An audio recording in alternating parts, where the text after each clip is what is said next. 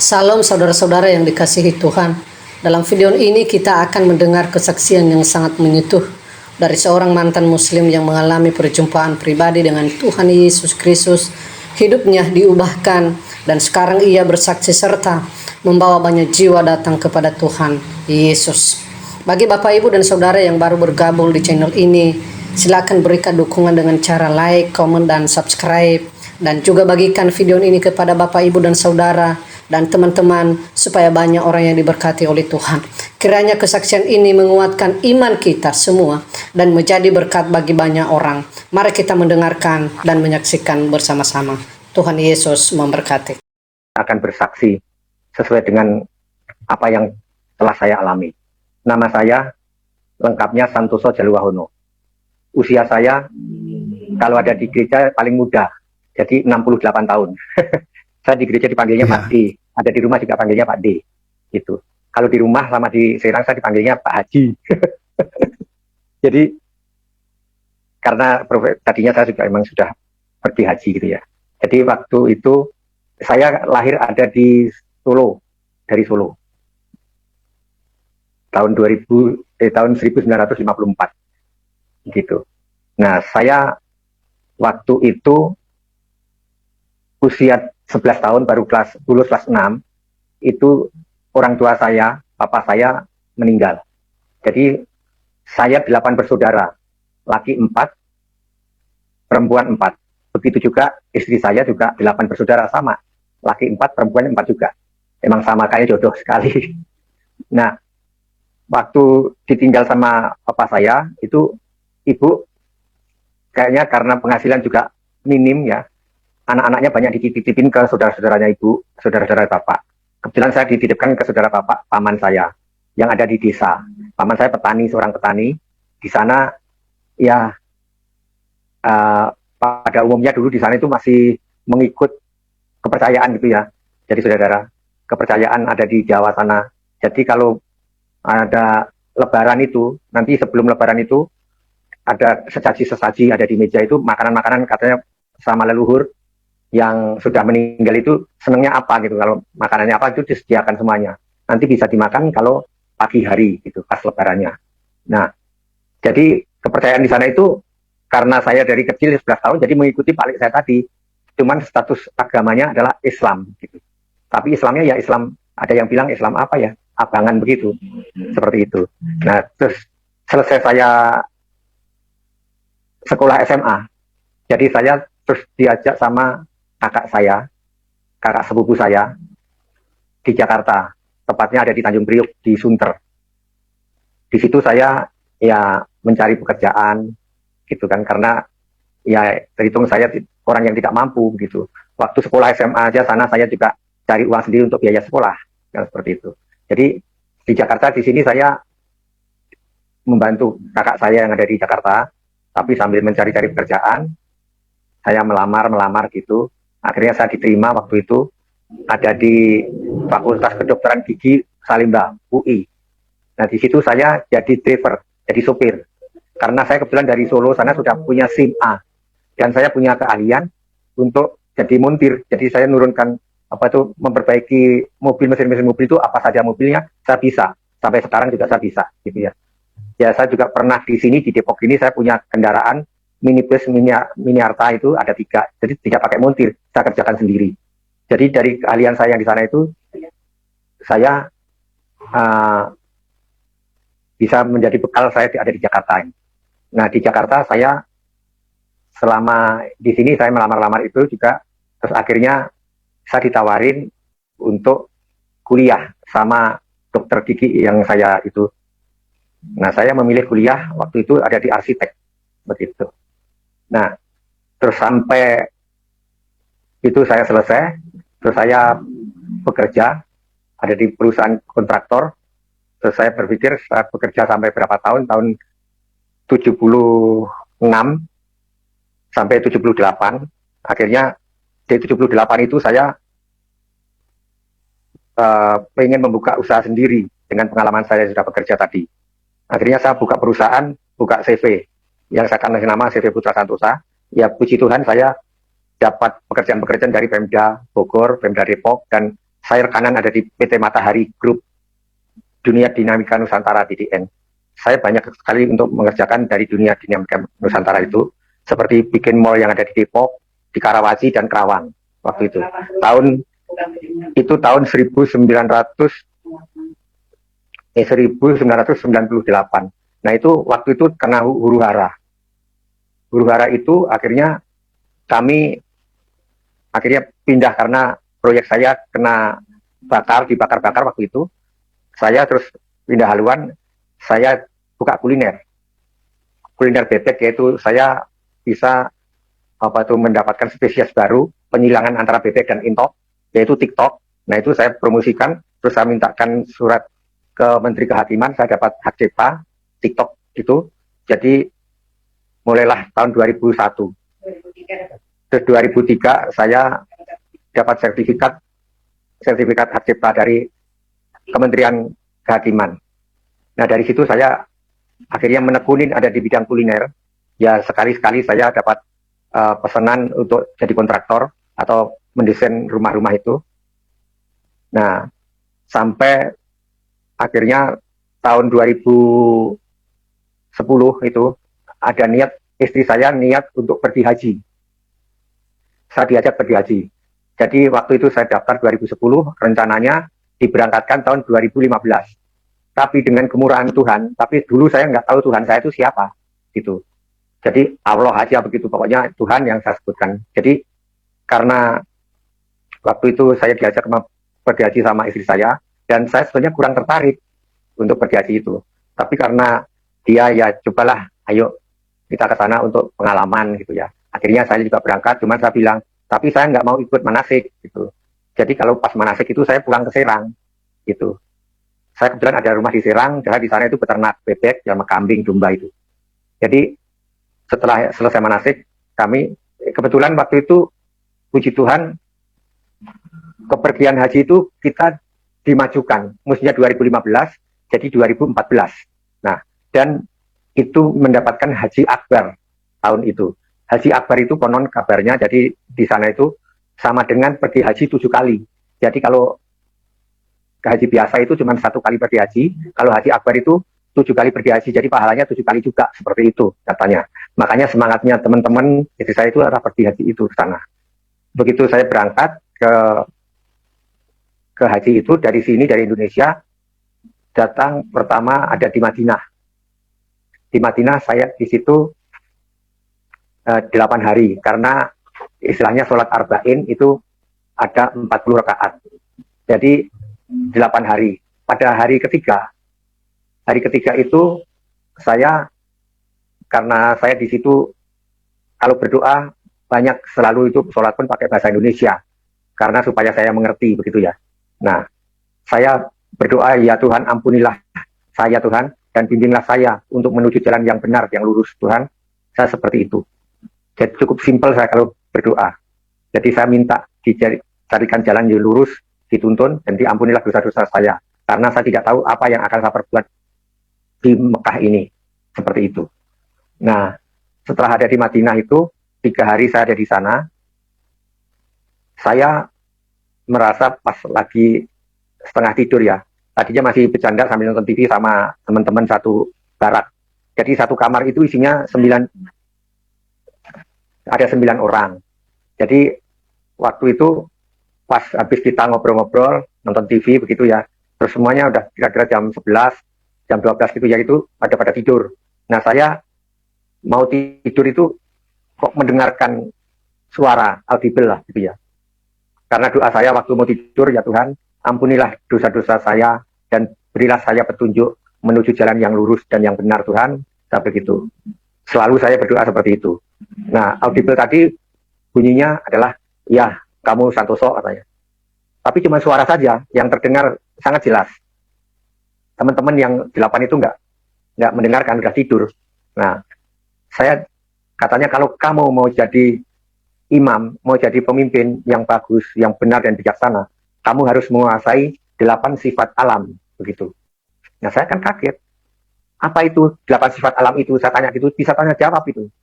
Jadi dengan jelas bisa tanya jawab, tapi seperti kayak setengah sadar gitu ya, seperti itu. Nah, sambil tiduran. Akhirnya 8 sifat alam itu adalah, pertama adalah sifat bumi, kedua sifat langit, ketiga sifat matahari, keempat sifat bulan, kelima sifat bintang, keenam sifat udara, ketujuh sifat air, kedelapan sifat api. Nah itu, saya dijelaskan seperti itu, lantas saya tanya, nah sifat-sifat itu bagaimana? Terus apa sifat bumi itu?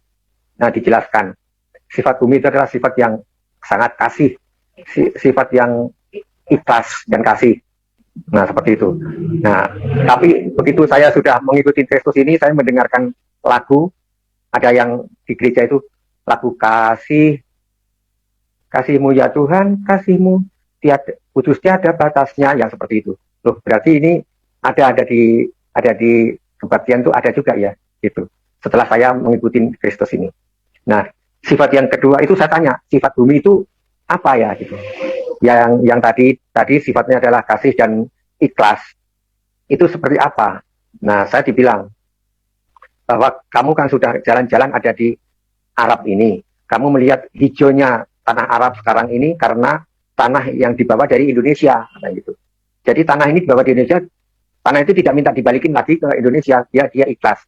Nah, tanah di Arab ini juga dibangun, yang sebelah sana, sebelah kanan sana, itu dibangun gedung yang bertingkat, mall, apartemen, yang sebelah kiri dibangun untuk MKC ya, itu, tapi dia tidak MCK, jadi tapi maaf, MCK, jadi mandi cuci kakus gitu ya, itu dia tidak marah tanah itu, ikhlas.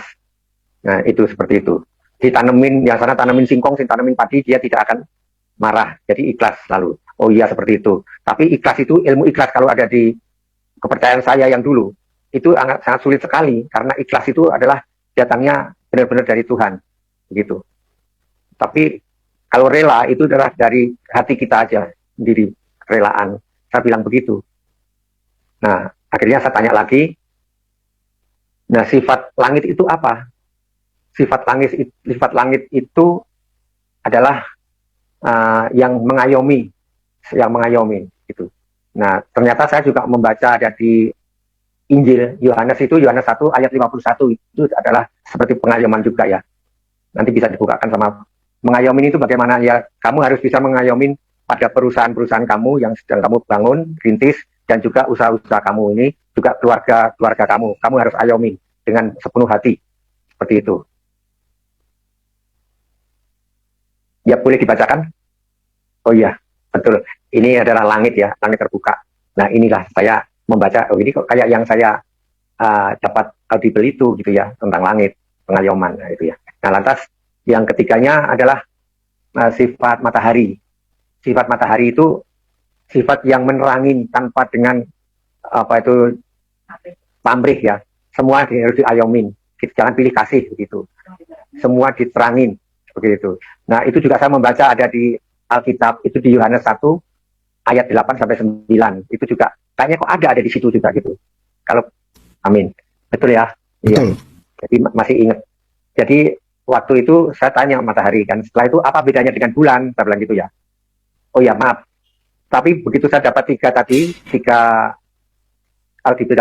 tadi, saya bangun karena saya agak ketakutan juga ya. Kok merinding begitu, kok saya kok dapat dengar itu, teman-teman saya nggak dengar. Saya bangunkan akhirnya teman-teman saya tadi yang 8 orang tadi, saya bangunkan, akhirnya ngumpul semuanya, saya bilang bahwa saya mendengarkan suara, apakah kamu tidak mendengarkan suara? Katanya tidak. Nah akhirnya ayo suara apa? Jelas sekali kok. Terus akhirnya saya ajak ke lobby, kita berbincang di situ, saya jelaskan tadi ketiga tadi. Terus semuanya pada bingung juga, bagus sekali ini bisa dibuat buku ini, gitu katanya. Ya silakan nanti coba dibikin buku. Ya udahlah ayo tidur lagi karena masih jam 1 itu dari malam. Akhirnya kami kembali lagi ke kamar di situ. Teman-teman pada tidur lagi, saya nggak bisa tidur lagi. Suara itu timbul lagi, kedengaran lagi. Nah, akhirnya saya tanya, apa bedanya bulan dengan matahari? Sama-sama punya cahaya, saya bilang gitu ya. Nah, bedanya kalau bulan itu menerangi pada yang sedang kegelapan. Jadi kamu harus bisa menerangi orang-orang yang sedang menderita kegelapan. Seperti itu. Nah, saya juga lihat juga ada di Alkitab, saya sering baca Alkitab sekarang gitu ya. Itu ada di apa ya? Yohanes juga, Yohanes 1 kalau bulan itu Matius ya. Matius 5 ayat 66. Coba kalau nggak salah Matius 5 ayat 6. Ya. Jadi akhirnya saya tanya lagi tentang bintang. Bintang juga punya cahaya, tapi apa itu maknanya seperti itu ya? Kalau bintang itu adalah memberi pencerahan. Kamu harus bisa memberi pencerahan kepada sahabat-sahabat, anak-anakmu dan pekerja-pekerja kamu, seperti itu. Nah, setelah itu saya bangun lagi. Setelah bangun lagi, saya bangunkan lagi teman-teman itu tadi. Kayaknya dia juga agak, aduh, udah mau subuh ini katanya gitu ya. Udah jam 2. Nah, akhirnya mendengarkan juga apa yang saya katakan tadi. Dengan serius dia ditulis juga semuanya. Setelah itu kembalilah tidur lagi, masuk ke kamar lagi. Di situ saya pikir sudah nggak akan berlanjut itu bicara itu, tapi dengar lagi, ya Tuhan, ini Tuhan saya atau siapa nggak ngerti ini saya. Saya berdoa lagi, ya Tuhan, kalau Tuhan memang menghendaki saya akan jadi orang yang benar, ya kan, tuntunlah saya ke jalan yang benar Tuhan, dan ini supaya bisa jadi untuk berkah. Kalau dulu saya berkah gitu ya bagi saya gitu dan keluarga saya. Akhirnya dilanjutkan sifat udara. Sifat udara itu apa? Sifat udara itu kamu harus bisa fleksibel gitu ya. Jadi fleksibel, kamu bisa di orang yang miskin, kamu baru harus bisa menjadi orang yang kayak orang miskin. Terus kalau ada orang yang duduk, sama-sama duduk, berdiri sama tinggi, seperti itu. Nah, saya juga pernah dengarkan, tapi lupa saya di surat apa ya, di udara itu, Pak Gembala itu bilang bahwa kalau kamu jadi orang Yahudi, kamu jangan jadi orang Yahudi. Walaupun kamu bukan orang Yahudi, tapi kamu bisa menarik orang Yahudi tadi. Kalau kamu jadi orang mana begitu. Kayaknya seperti itu, betul Bung? Ya, itu. Nah, akhirnya udah selesai itu. Buktinya apa tentang udara? Saya bilang, katanya begitu, katanya udara itu fleksibel itu ya. Coba, kamu tiupkan udara tadi ke balon. Mesti bentuknya kayak balon. Kalau balonnya bulat ya bulat, balonnya bundar ya bundar. Ya, jadi setelah itu udara itu kalau ditiupkan ke ban, mesti akan berbentuk ban. Jadi kamu harus ikuti seperti itu. Iya, tuh. Mudah-mudahan saya bisa waktu itu kayak gitu. Lanjut, akhirnya dilanjut ke air. Kamu tahu apa itu maknanya air gitu kan ya? Saya tahu bahwa air itu adalah sumber kehidupan sebenarnya itu. Terus gitu. Dari 8 sifat alam tadi adalah kehidupan. Tidak ada satu orang tidak akan hidup, apapun tidak akan hidup seperti itu. Jadi semuanya itu adalah sumber kehidupan dari 8 sifat alam tadi. Nah, terus air itu apa? Sumber apa? Saya tanyakan. Air itu adalah kejujuran. Air itu adalah kejujuran. Coba kamu arsitek sering ada di proyek. Kalau kamu nimbang sesuatu pakai butterpass, itu mesti jujur dia. Ada sebelah kanan dan sebelah kiri mesti ditimbang akan sama tingginya. Seperti itu. Juga coba kamu perhatikan gelas itu kamu isi air yang bening. Terus kamu tuangin tinta yang warnanya biru. Dia mesti akan berwarna biru, tidak berwarna merah. Dia jujur begitu. Kamu tuangin tinta yang merah, dia tidak akan bilang kuning. Pasti dia akan bilang merah. Itulah kejujuran ada di air. Oh iya dah gitu. Nah, terakhirnya api. Nah, api itu apa? Katanya api itu adalah tegas dan bijaksana. Seperti itu.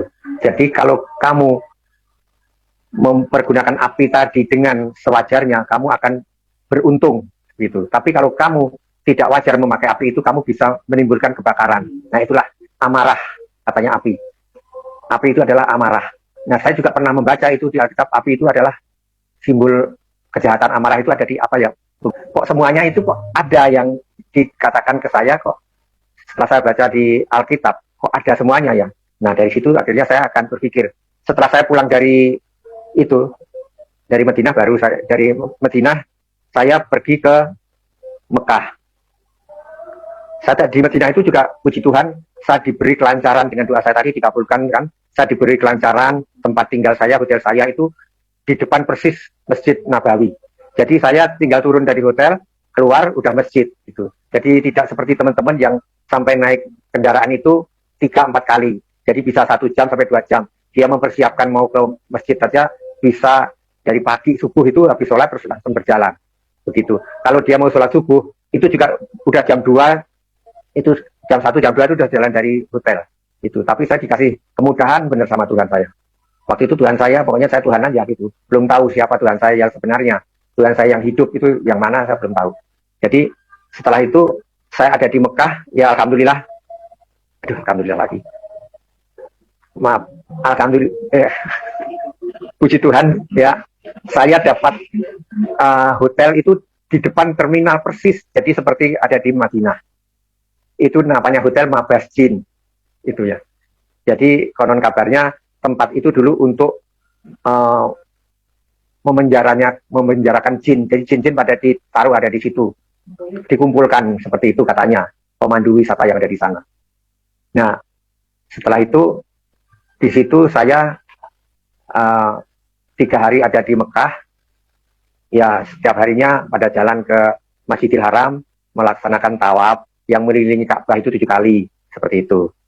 Terus nanti ada syar'i yang waktu itu ceritanya Siti Hajar itu punya anak Ismail yang baru kehausan, dia mencari air yang lari dari Sofa ke Marwah, lari-lari kecil. Nah itu kita ikutin juga seperti itu gitu. Nah setelah 3 hari saya ada di Mekah, saya dibawa ke Mina. Di Mina sana mempersiapkan untuk ke Arafah. Nah Arafah itu adalah hajinya itu ya 1 hari di Arafah itu, dari pagi sampai maghrib. Nah di Arafah itu, waktu di Mina ya, waktu di Mina itu saya berdoa lagi seperti itu, karena panasnya ada di Mina itu, luar biasa, 52 derajat Pak, kali Mas saya. Jadi saya ada di Jakarta, ada di Depok aja dah panas nggak kuat, mesti dalam rumah pakai AC. Di sana yang, aduh, tendanya itu muatnya kan 500 orang ya, 1 kloter. Jadi umpel-umpelan begitu, tidurnya cuma pakai tikar yang ukuran 1x2, ada di tanah begitu. Atasnya tenda. Jadi saya nggak kuat panasnya, itu pengap sekali panas, akhirnya saya pingsan. Saya pingsan ada di situ ya agak lama. Jadi waktu itu saya merasa sejuk sekali, saya ada di tempat yang sangat enak sekali, tidurnya pulas gitu, banyak sejuk. Saya jalan sana jalan sini tuh enak, bukan kayak itu, kayak ada di Mina begitu ya, kayak di Mekah. Jadi enak sekali gitu ya. Tapi tiba-tiba saya siuman, saya bangun gitu ya, istri saya nangis gitu.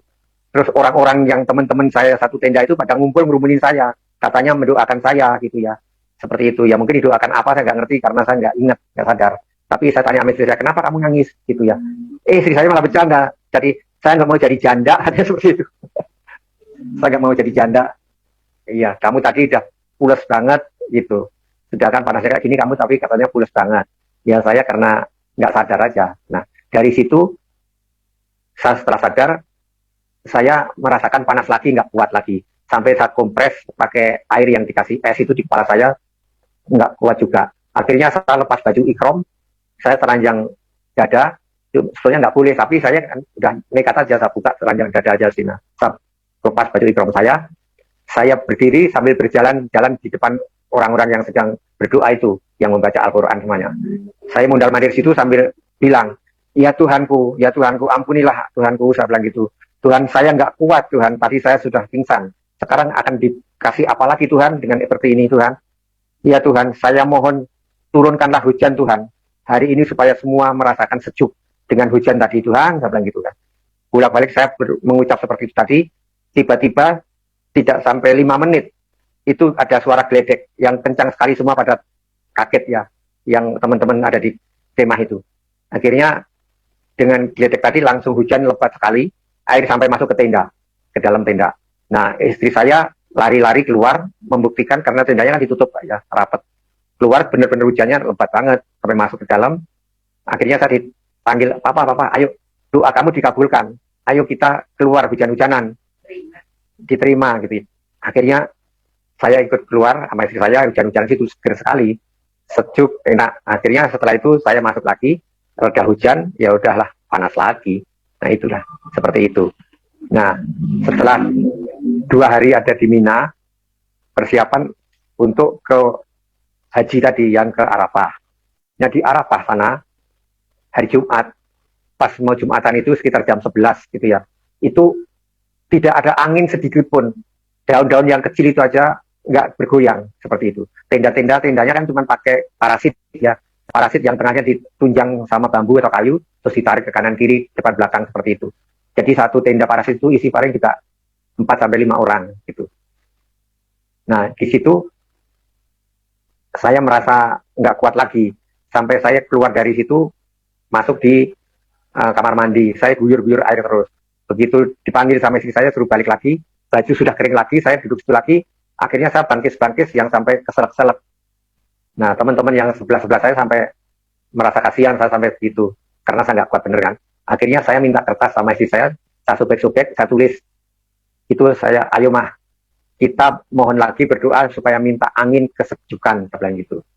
Saya tulis, saya kasihkan sebelah-sebelah saya. Di belakang saya, di depan saya, sama di samping kanan kiri. Saya kasih begitu, dibaca, katanya, apaan ini? Berdoa kok mintanya angin, kemarin mintanya hujan, gitu ya, sekarang minta angin. Ya buktinya kemarin saya minta hujan tidak dikabulkan, sekarang saya minta angin, ya mudah-mudahan doa saya dikabulkan lagi, gitu ya. Setelah saya berdoa sama istri saya juga berdoanya sama, mohon angin kesejukan.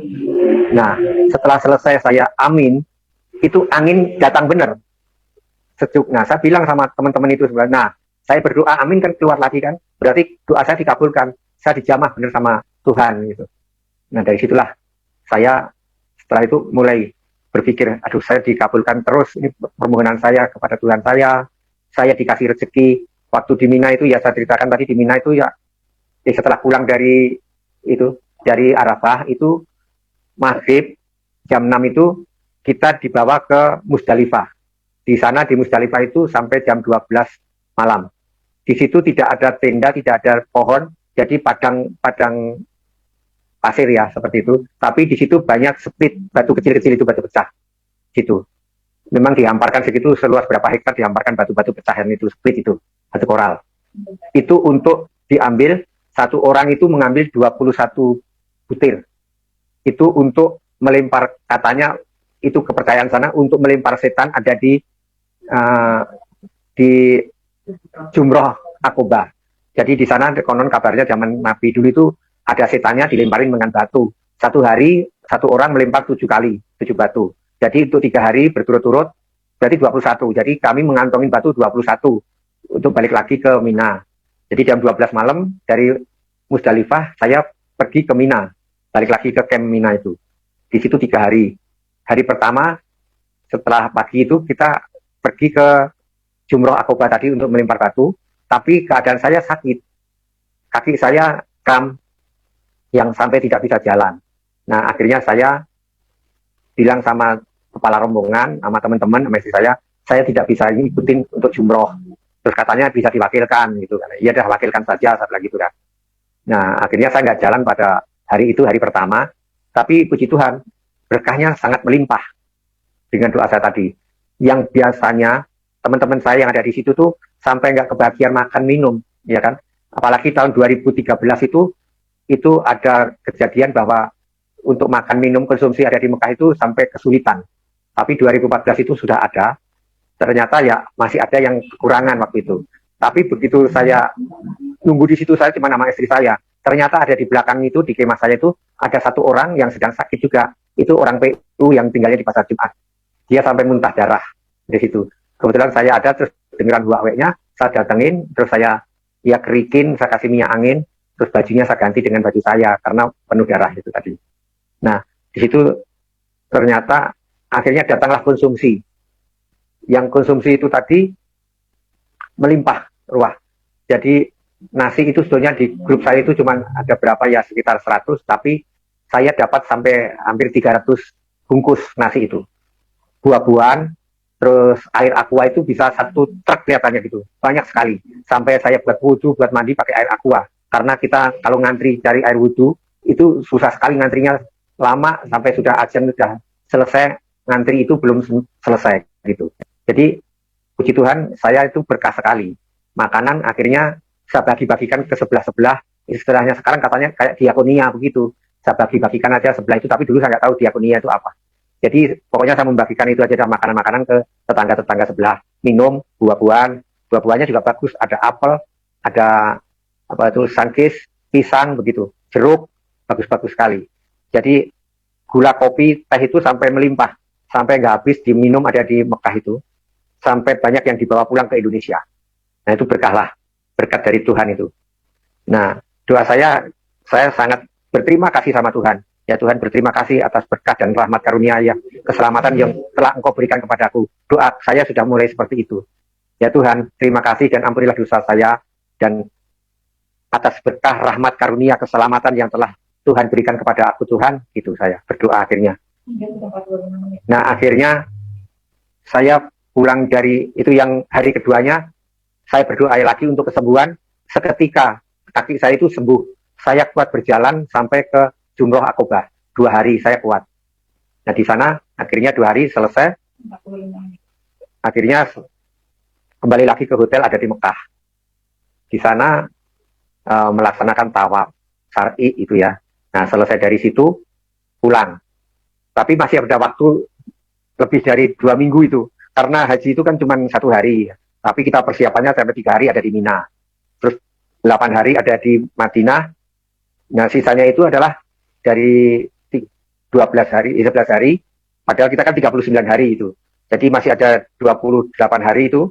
Kita pergi aja kemana-mana. Jadi ke gua-gua itu, pokoknya tempat-tempat ziarah lah, seperti itu.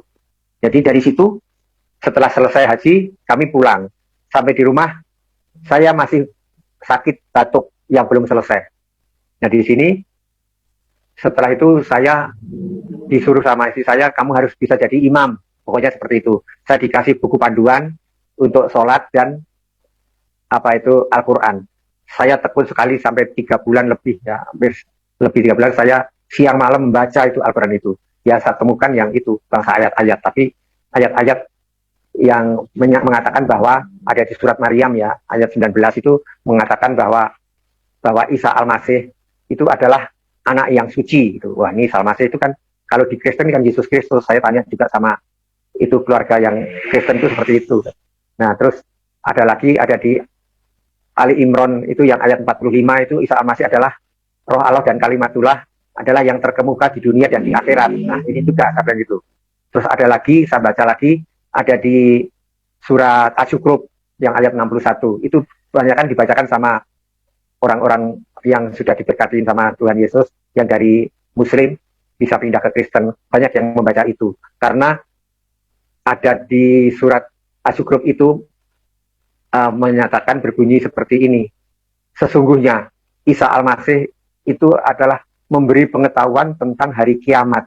Maka daripada itu jangan ragu-ragu tentang hari kiamat itu.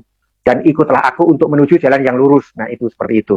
Nah, saya juga membaca juga ada di surat, ada di Alkitab ya Pak, yaitu jalan lurus itu di Yohanes 14 ayat 6 ya, Bung Franky. Betul sekali Pak, Yohanes 14 ayat 6. Yohanes 14 ayat 6 ya. Iya.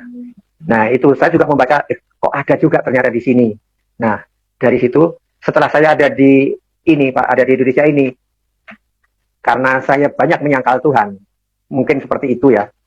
Karena saya belum tahu Tuhan saya yang benar itu yang mana, yang membawa saya ke jalan yang lurus itu yang mana, kan gitu ya. Saya banyak menyangkalnya.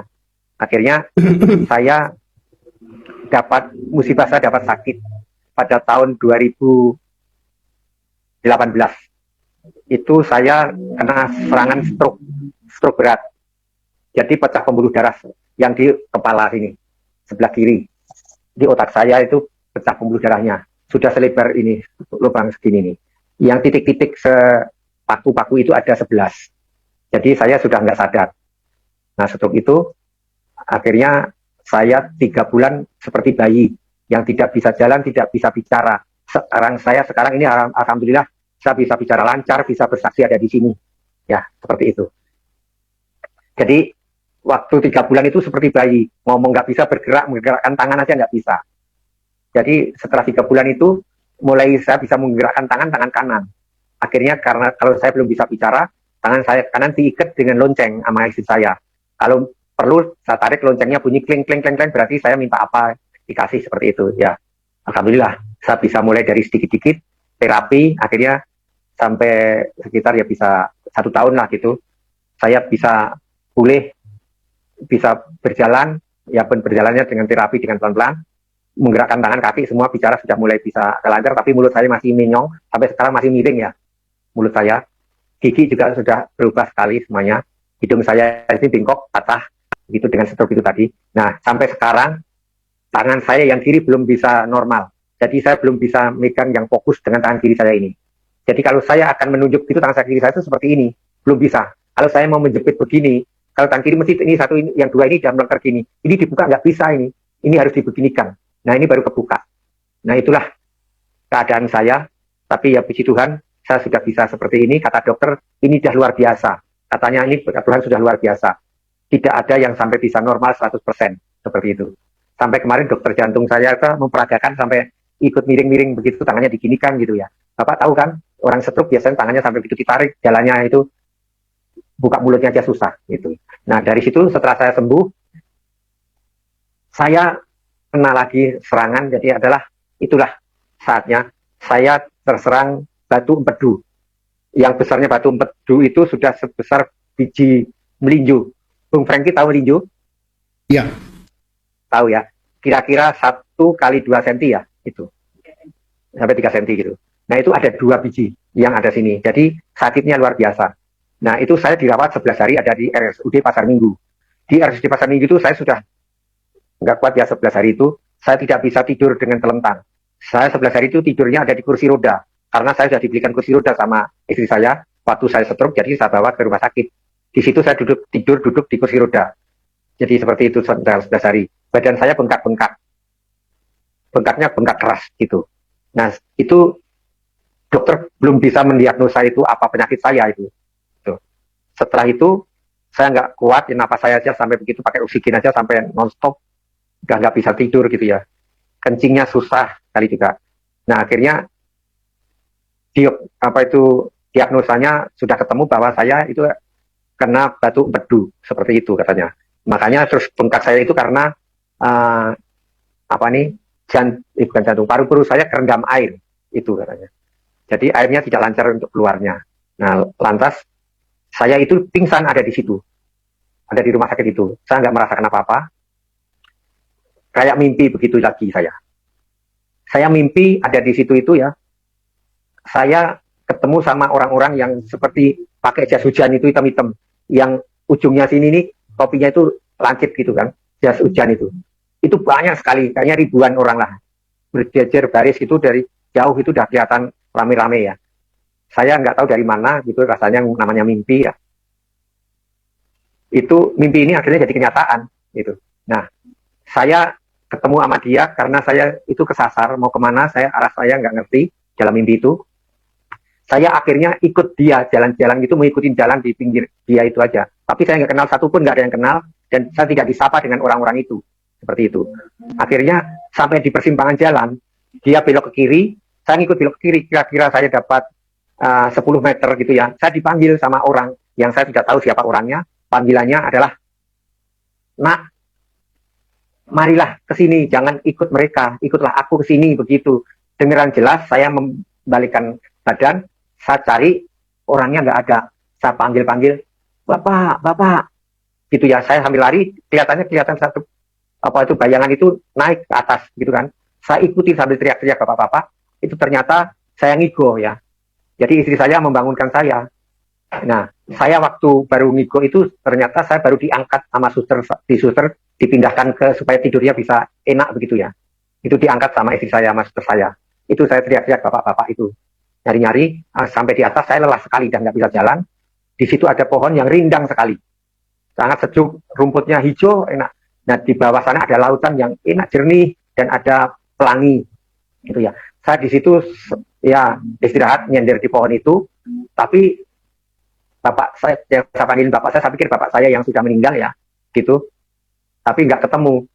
Nah, terus saya kedengaran suara tangisan sambil teriak-teriak juga, "Papa, papa," begitu ya. Itu di atas, yang orang jalan tadi ke atas, ke belok ke kiri, saya kan belok ke kanan.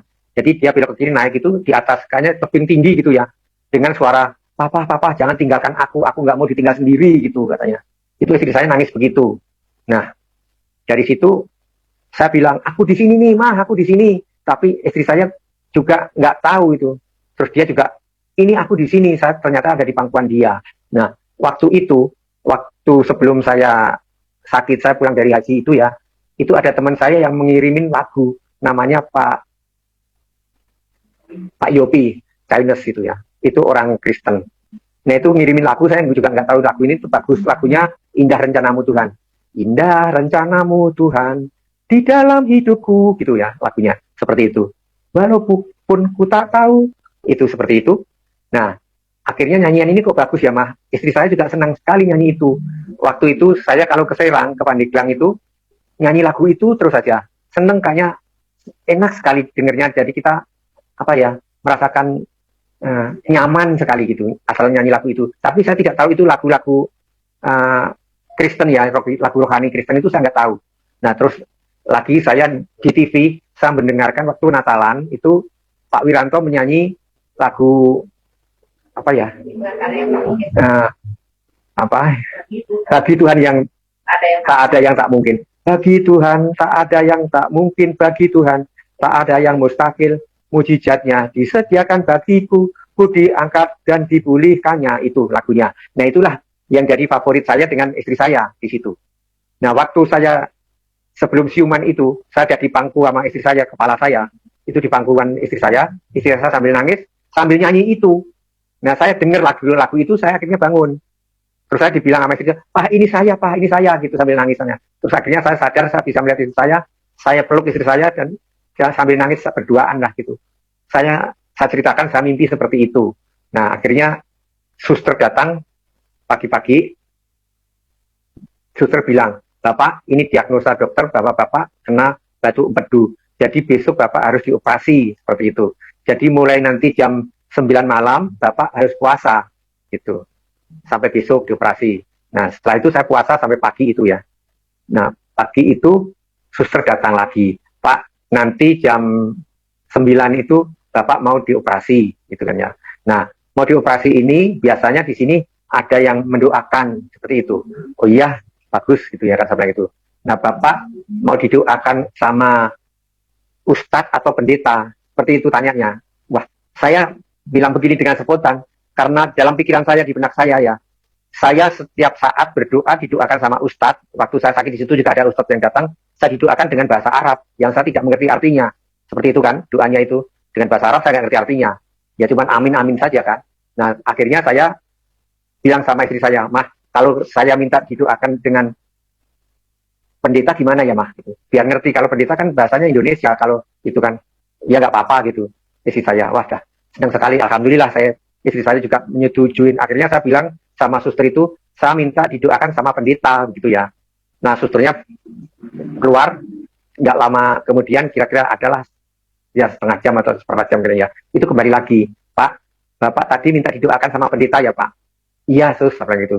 Kemungkinan suster ngelihat biodata saya atau KTP saya itu kan, saya kan tercantum agama saya Islam. Mungkin suster saya bingung nih, ini Bapak ini Islam kok minta didoakan sama pendeta, begitu. Nah, saya bilang benar kok sus, begitu ya. Setelah itulah, nggak lama kemudian, datanglah dua pendeta ibu-ibu, namanya pendetanya, lupa saya, Ibu Yohana atau siapa begitu ya, itu gerejanya ada di Fatmawati.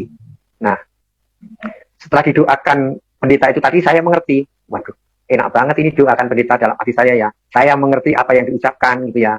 Dia sangat memuji sama Tuhan, dan dia sangat mendoakan saya dengan supaya dipulihkan kesehatan saya, disembuhkan, dibuanglah penyakitnya, dan segitunya saya tahu.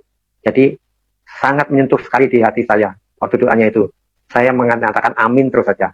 Nah, setelah itu selesai doanya, amin gitu ya. Tapi saya minta satu lagu yang saya ingat itu adalah lagunya Pak Wiranto tadi, yang bagi Tuhan tak ada yang mustahil, bagi Tuhan tak ada yang tak mungkin. Mujizatnya disediakan bagiku, ku diangkat dan dipulihkannya. Nah, seperti itu. Nah, akhirnya saya bernyanyi berempat sama dua pendeta tadi, saya dan istri saya. Setelah selesai itu, pendeta mau pulang, saya ditanya, Bapak gerejanya di mana? Gitu ya. Saya bilang, Bu, saya ini Islam, Muslim, gitu ya. Pendeta itu takut sekali, dengan pucat sekali. Waduh Pak, maaf saya Pak ya, maaf, benar-benar maaf. Semuanya sampai hampir nyium tangan saya. Maafnya itu tadi ya. Karena salah kamar Bapak, tapi Bapak kenapa iya mengiyain aja gitu ya. Iya ini Ibu, ini permintaan saya. Walaupun saya Muslim, tapi ini yang minta didoakan oleh pendeta itu saya, Bu. Jadi Ibu jangan usah khawatir. Saya sangat berterima kasih didoakan Ibu yang sangat tulus dan memberkati saya. Dulu saya tidak bilang memberkati ya, apa ya? Lupa saya. Nah, seperti itu. Pokoknya saya senang sekali. Saya terharu sekali dengan doanya Ibu, saya bilang gitu. Akhirnya ya itulah, saya dikasih alamat, nanti boleh nggak Ibu saya nanti main ke gereja Ibu? Wah, dengan sukacita. katanya seperti itu. Saya juga baru mendengarkan bahasa sukacita yaitu tadi. Nah, akhirnya setelah saya sembuh, tapi sampai sekarang saya belum ada waktu untuk berkunjung ada ke gereja di Fatmawati itu.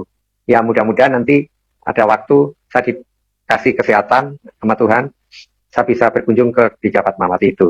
Nah, setelah pulang dari rumah sakit itu, saya berpikir terus saja, gimana ya ini ya. Tuhan itu siapa yang benar, saya seperti itu. Saya bilang sama istri saya, udahlah kalau percaya itu ya percaya aja, kan gitu ya.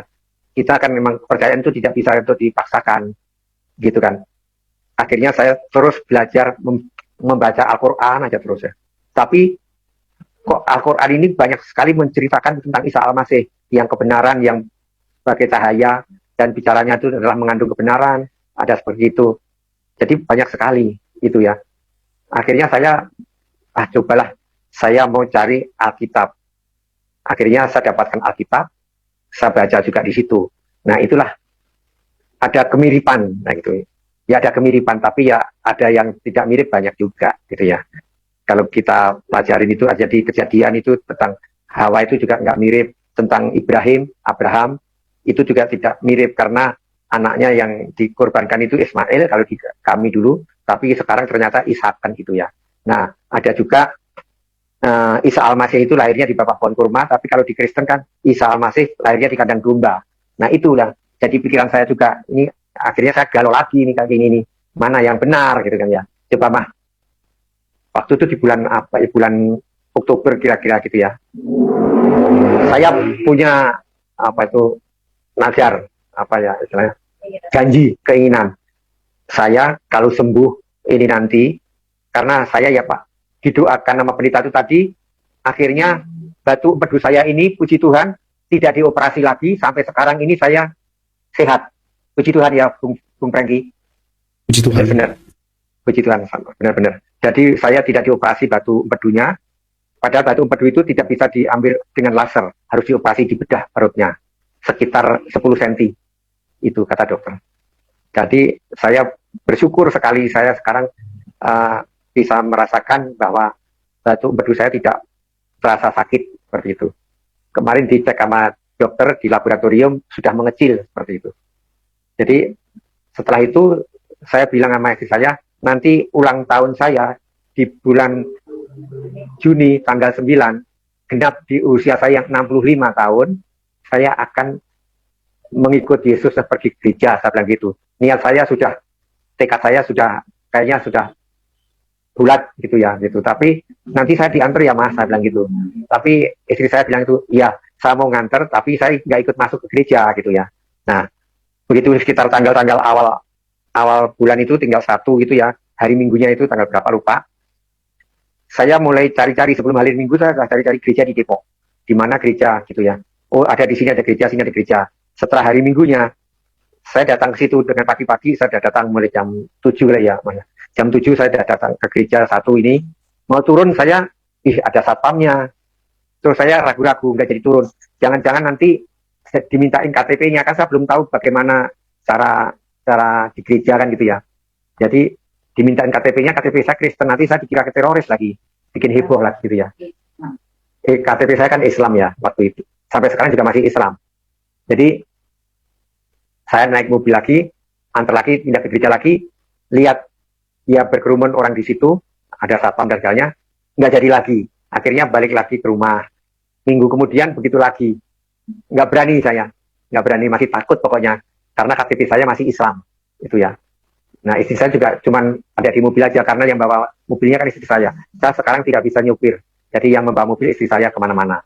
Itu. Tapi ya puji Tuhan, istri saya akhirnya mau mengikuti saya. Saya mendapatkan jiwa satu, ya, dengan usia saya ibaratnya saya masih PAUD ya, karena belum sampai 3 tahun. Jadi saya mengikuti Tuhan Yesus itu masih PAUD ibaratnya. Jadi saya bisa menjangkau istri saya aja, apa ya, puji Tuhan sekali dah, alhamdulillah sekali, benar-benar. Istri saya mau, awalnya juga nggak mau masuk gereja, tapi akhirnya dia kasihan saya jalannya aja masih, apa ya, belum lempeng lah gitulah istilahnya orang Betawi. Jadi belum lurus jalannya masih, karena kan saya stroke ini kan jalannya belum gitu normal. Jadi akhirnya masih pakai kursi roda kan saya kemana-mana.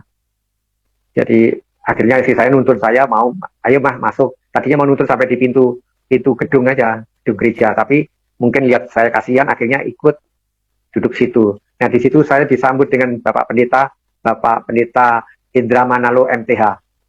Disambut dengan sukacita dia. Terus akhirnya saya diperkenalkan, terus saya diajak setelah selesai ibadah, saya juga, wah ibadah seperti ini. Saya berdua sama istri saya juga pokoknya suruh berdiri. Kalau duduk. Selama saya di gereja itu, kok lagu yang saya dengung-dengungkan itu kok nggak pernah dinyanyikan ada di gereja ya Mas, saya bilang gitu. Jangan-jangan memang itu bukan lagu apa itu, lagu Kristen gitu ya. Sampai berbulan-bulan itu, bahkan sampai sekarang ini kok udah hampir 3 tahun tidak diucapkan itu lagu itu gitu, nggak dinyanyikan. Saya pikir juga bukan lagu gereja. Ternyata berapa minggu yang lalu itu dilakukan yang bagi Tuhan yang tak ada mustahil, bagi Tuhan yang tak mungkin itu dilakukan, itu dinyanyikan. Nah di situ. Jadi pada titiknya saya dengan didoakan oleh pendeta tadi, itulah mulai saya tertarik untuk menjadi murid Kristus. Nah itu. Nah setelah Pak Pendeta tadi mendengarkan cerita saya tadi, tapi saya tidak bersaksi. Saya bersaksi itu baru ada di sini karena saya mendengarkan selalu di ini Miracle TV ini. Saya nyetel hampir setiap ada tayangan, saya mesti nyetel ini kan di Miracle TV ini.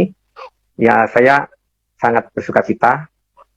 Terus saya bisa menghubungi saya bisa masuk ada di live streaming ini, di Zoom ini.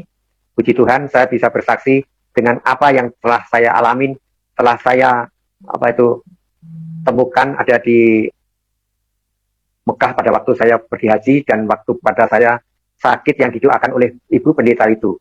Dan akhirnya saya ikut Tuhan Yesus sampai sekarang ini. Dan saya sudah, walaupun saya baru PAUD, tapi saya sudah bisa menjangkau jiwa. Jadi satu istri saya, kedua adalah teman saya, ada satu lagi teman saya yang orang yang dari daerah Jawa Timur, saya yang keras sekali tadinya. Tapi dengan saya dekatin terus dengan firman-firman Tuhan yang saya alunkan di situ, saya katakan, akhirnya dia ikut juga. Dan sekarang juga ikut ada di gereja Roti Hidup ini yang saya ikut situ. Jadi saya ada di Serang di Banten itu juga saya banyak menjangkau jiwa ya. Ya kalau dihitung adalah 10 gitu ada. Jadi orang-orang Banten itu kan fanatik sekali. Di Pandeglang itu tidak ada gereja. Kalau di Serang ada gereja 2 atau gimana itu. Tapi saya juga belum pernah. Saya ada di Serang itu sudah 11 tahun. Tapi sudah di situ karena saya ikut Kristus itu kan baru PAUD. Jadi saya belum pernah gereja sana. Bagaimana saya baru satu gereja ada di situ. Nah, waktu di Serang itu kebetulan pandemi itu. Jadi saya 2 tahun ada di Serang itu nggak pulang-pulang ke Depok. Pas pandemi anak-anak saya katanya papa nggak usah pulang, udah di sana aja. Apa yang diingin papa memakan kirim dari Depok gitu. Nah akhirnya saya ada di Serang beternak bebek sama domba, itulah. Jadi gembala domba. Di situlah Pak Freddy. Jadi Ya. setelah itu ya saya waktunya masih ada ya Pak Freddy. Masih ada Pak. Saya dengan senang mendengarnya ini Pak, dengan semangat. Silakan. Saya waktu ketemu itu ya, ketemu sama orang-orang yang hitam-hitam itu, yang pakai jubah hitam, terus serudungnya atas itu yang mengerucut itu kayak jas hujan itu, itulah saya kan dipanggil, marilah nak gitu, kesini nak, mari kesini nak, jangan ikut mereka, ikutlah aku. Nah setelah saya cari bapak-bapak gitu ya, kok nggak ketemu itu. Ternyata saya juga membaca di Alkitab ya, di Injil itu ada di di Matius 11 ayat 28 ya, Bung Renggi ya. Marilah kepadaku yang letih dan lesu, Betul. aku dan yang berbeban berat, kalau nggak salah seperti itu ya, aku akan memberi kelegaan padamu. Iya nggak? Amin. Ya, betul ini. Marilah kepadaku semua yang letih lesu dan berbeban berat, aku memberi kelegaan kepadamu. Dah, betul. Puji Tuhan saya masih ingat. Nah itulah Pak, itu juga, ini berarti waktu itu ya, ini Tuhan saya memang benar-benar Tuhan Yesus kalau gitu. Nah akhirnya saya ngajak istri saya itu, tapi ya sampai sekarang anak saya bertiga belum bisa mengikuti saya seperti itu. Tapi saya sudah menjangkau jiwa dari sahabat-sahabat teman-teman saya di luar sana, tapi anak saya belum bisa. Tapi saya juga berpikir gini, Bapak Saifuddin Ibrahim aja orang yang sudah didengkotnya di Muslim, itu juga tidak bisa mengambil anaknya, 3 anaknya itu kan, sampai sekarang. Kalau anaknya Pak Said Budin Ibrahim itu kan malah menentang sekali. Tapi kalau anak saya ini patuh-patuh sekali.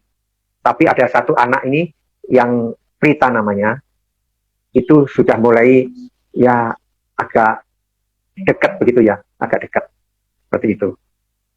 Ada satu yang sudah agak mendekat begitu ke saya. Ya, mohon topang doanya aja sama Bung Franky supaya nanti anak-anak saya dan cucu saya bisa mengikuti jejak saya untuk jadi murid-murid Kristus itu. Nah, ada di Gereja Roto Hidup ini gembala saya, karena saya itu mendapatkan spesies baru TikTok tadi, Itik dan Intop, persilangan itu tadi. Gembala saya memberi nama TikTok itu perpanjangannya adalah T-nya itu Tuhan, I itu K-nya Kristus. Tuhan itulah Kristus. Tok-nya tiap orang aku injili itu. Tiap orang ku injili, itu topnya. Jadi TikTok itu Tuhan ialah Kristus, tiap orang ku injili itu. Nah, puji Tuhan akhirnya dengan TikTok itu saya bisa menginjil. Yaitu walaupun saya menginjilnya dengan cara saya, dengan cara Islam ya, Al-Quran gitu. Karena di daerah Banten itu sangat sensitif ya, orangnya masih fanatik sekali. Sampai gereja aja nggak ada kan seperti itu ya, di Pandeglang itu. Jadi kalau saya pakai istilahnya is gitu ya, mesti langsung dijawab. Kalau yes ya, saya bilang yes itu mesti dia langsung no gitu. Tapi kalau saya is okay gitu, maksud saya yes itu Yesus, itu mesti dia no, tidak akan terima, mesti lari dia pergi. Tapi kalau saya is Isa, dia akan yes malah gitu, oke. Makanya saya selalu pakai is, tidak pakai yes untuk cara saya memberitakan Injil ini. Tapi banyak yang saya beritakan itu tadi, nanti setelah itu kayak hari ini tadi saya memberitakan Kristus itu kepada tukang saya. Kebetulan saya punya tukang dari sini 2. Jadi tadi sudah saya bilangin seperti itu. Kalau Isa Al-Masih akhirnya dia tanya, Pak, kalau Isa Al-Masih itu di Kristen Yesus ya? Nah, itulah jawaban itu, yang pertanyaan itu yang saya tunggu. Biasanya seperti itu.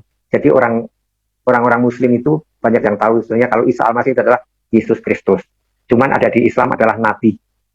Tapi Nabi yang paling mulia itu adalah Isa Al-Masih. Itu menurut kepercayaan orang Muslim ya, saya dulu. Tapi ternyata saya sekarang Isa Al-Masih atau Yesus Kristus itu adalah Tuhan dan Juru Selamat. Itulah. Sekarang saya mengikuti Kristus dan menjadi murid Kristus. Semoga anak cucu saya nanti bisa mengikuti dan tahu dengan kebenaran, jalan yang benar. Nah, seperti itu.